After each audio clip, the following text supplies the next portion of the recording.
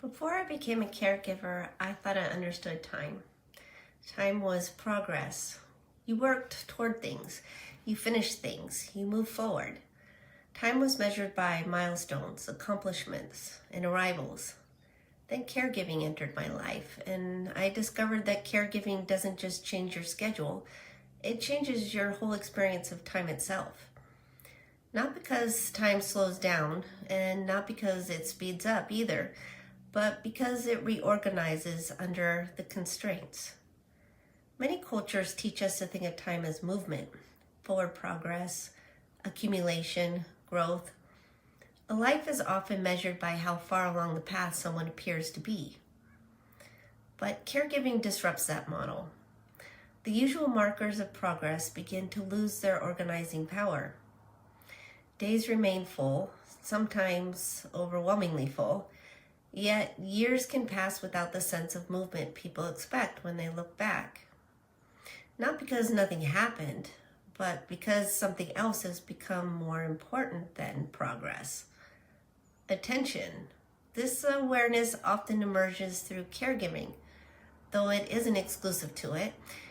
You can find it anywhere responsibility is ongoing and outcomes cannot be guaranteed, when attention must return again and again to what does not fully resolve. At some point, striving towards outcomes that cannot be guaranteed stops organizing your daily life, and attention takes its place. Presence takes its place. Responsiveness takes its place.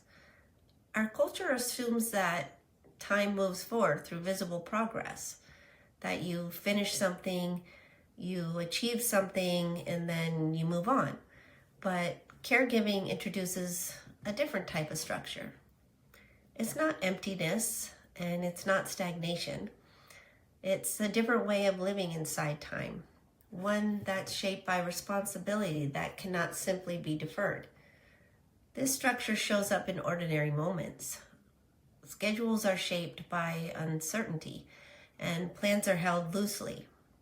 Days resolve around readiness rather than completion. Time is spent monitoring, adjusting, and responding. Much of the work is invisible. Much of what fills the day leaves no external trace, yet it requires sustained presence all the same. In adventure travel, you expect movement. You leave one place and you arrive somewhere else. There's a destination. But caregiving often feels very different. You solve a problem on Monday only to face a version of that same problem on Tuesday. You make an appointment, you fill a prescription, you adjust a routine, you manage a setback, and then you do it again. Not because you failed, but because care itself is repetitive. The needs return, the responsibilities return, and what was tended to yesterday must be tended to again today. Effort is no longer directed towards finishing something. It is directed towards maintaining the conditions where life can still continue. Time is often imagined as a straight line, as a beginning and an end, a series of milestones in the middle somewhere. But caregiving reveals a different geometry. Instead of advancing towards resolution, time widens with repeated returns. The center stays the same, but the field of awareness expands. Over time, this changes how a year is experienced. Seasons become more noticeable, not because of dates on a calendar, but because shifts in light, in energy, in weather, in demands. Holidays arrive and pass and return again. The year begins to feel less like a line and more like a cycle. Time is calibrated through reoccurrence rather than through advancement. The work remains, the limits remain. What changes is how movement is felt. Effort is no longer directed towards driving forward. It is directed towards remaining. This way of living often conflicts with cultures organized around productivity and advancement.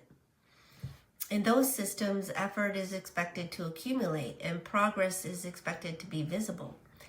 Outcomes are used as evidence of value. But caregiving exposes the limits of that model. Much of its labor is necessary, it's skilled, and is exact, yet it does not reliably produce the outcomes that advance, scale, or resolve. Gains can even disappear, and stability itself requires tremendous effort, sometimes more effort than change, because the work is not aimed at accumulating progress. It's aimed at maintaining the conditions where life can continue. From the outside, it can look like repetition, but it isn't repetition. It's reoccurrence under restraints. Few things fully resolve. Very little fully escapes repetition, and yet something still accumulates, not in milestones, but in capacity, not in advancements, but in depth. Over time, awareness widens, even as the point of return stays the same. The path does not move towards resolution, but it deepens, and this is how time can feel both bounded and expansive at once. The days remain familiar, yet the years feel altered. One reason adventure became so important to us is that caregiving changed our relationship with time. Adventure gives us movement. Caregiving teaches us presence. We spend much of our lives living between those two realities. One reminds us to keep exploring, and the other teaches us how to remain present. Both have shaped who we are. Eventually, time stops asking you to be someplace else, not because responsibility has ended, not because the work is finished. Moments are no longer measured by progress alone. They are measured by attention, by responsiveness, by remaining with what is required. And in a culture organized around productivity and advancement, this way of living can be very misunderstood. From the outside, it may look stalled. It may look diminished. It may even look unremarkable. From the inside, however, it is anything but. It is exact. It is precise. This is not giving up. It is not settling. It is not the absence of growth. It is a different relationship with time, one that caregiving makes visible. Over time, I stopped measuring my days by progress. I started measuring them by attention, by responsiveness, by whether I remained present to what was required.